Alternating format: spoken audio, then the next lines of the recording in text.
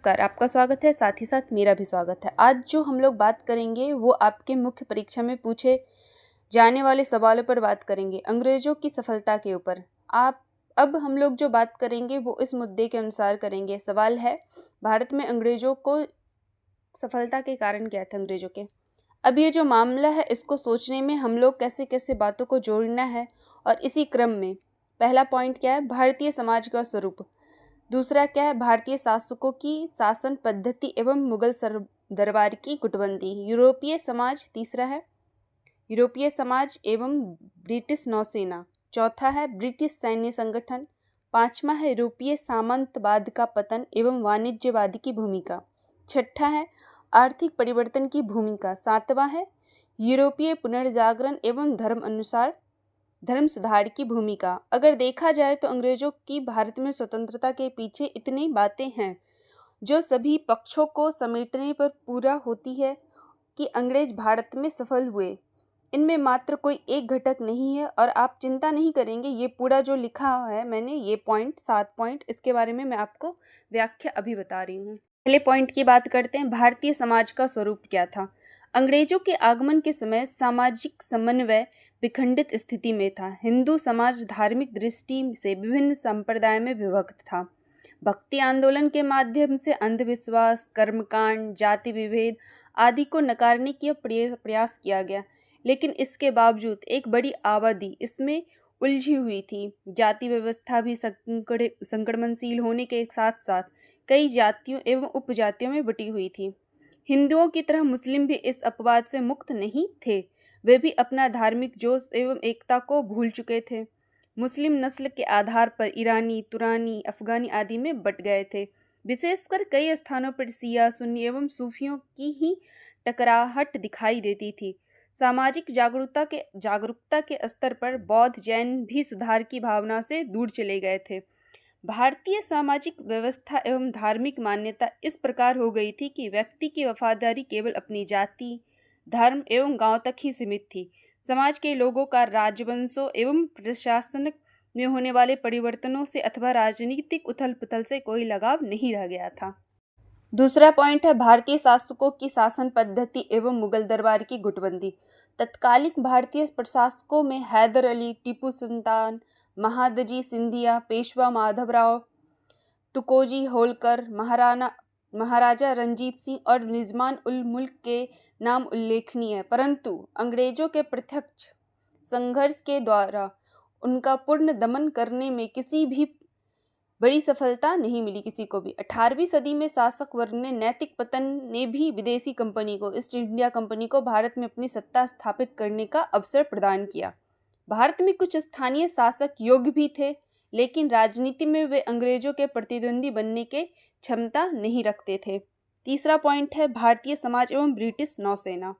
यूरोपीय समाज वैज्ञानिक प्रगति के कारण तार्किक चिंतन की ओर अग्रसर हो रहा था। वहां पर संगठनात्मक शैली में आर्थिक क्रियाकलाप का संचालन करने के साथ साथ प्रशासनिक एवं सामाजिक क्रियाओं का संपादन होने लगा था। अंग्रेजों की नौसेना एक स्वाभाविक नौसेना थी। इसी नौसेना की सहायता से अंग्रेज विभिन्न स्थानों में रहते थे। अंग्रेज ने जब स्पेन के अरमेरा जहाज को ध्वस्त किया तो उनकी नौसैनिक क्षमता वैश्विक स्तर पर सर्वश्रेष्ठ मानी गई। यही कारण है कि ब्रिटेन संसार का सबसे शक्तिशाली साम्राज्यवादी देश बनने में सफल रहा हुआ। चौथा कारण क्या है, ब्रिटिश सैन्य संगठन। साम्राज्यों के निर्माण में हमेशा सैनिक शक्ति की श्रेष्ठता का सबसे महत्वपूर्ण योगदान रहा है। अंग्रेज अपने सैनिकों को न केवल उचित शस्त्र परीक्षण कराते थे, बल्कि उनमें अनुशासन, आज्ञा पालन व खतरे से मुकाबला करने की भावना भरते थे। इसके अतिरिक्त उनके पास अच्छी तोपें व बंदूकें थी। वे अपनी रणनीति भी पहले से तैयार करते थे, साथ ही अपनी विजय सुनिश्चित करने के लिए कूटनीति का सहारा लेते थे।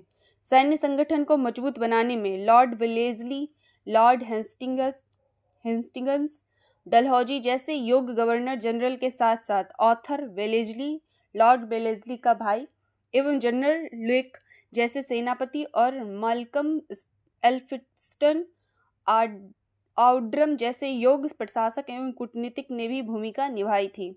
पांचवा क्या है, यूरोपीय सामंतवाद का पतन एवं वाणिज्यवाद की भूमिका। 16वीं शताब्दी में सामंतवाद का पतन हो गया और इसका स्थान वाणिज्यवाद ने ले लिया। इससे कृषि की अपेक्षा व्यापार का महत्व अधिक हो गया। व्यापार की उन्नति के लिए उद्योगों का प्रोत्साहन दिया गया। इसी क्रम में पूंजी निर्माण पर भी बल दिया गया। सामंत किसी व्यवस्था के अधीन क्या किसी व्यक्ति द्वारा प्रभाव विस्तार किया जाना, जैसे राजा के कमजोर होने पर उसके अधिकारी द्वारा अपनी शक्ति का विस्तार किया जाना और सत्ता का संचालन करना, इसे सामंत कहते हैं। और जब कोई व्यक्ति उत्पादन में अपनी भूमिका ना निभाए लेकिन उत्पादन के एक बड़े हिस्से को प्राप्त करने का अधिकार रखता हो तो वह व्यक्ति सामंत तथा उस व्यवस्था को सामंतवादी व्यवस्था कहते हैं। यह व्यवस्था एक प्रकार की प्रवृत्ति है। छठा कारण क्या है?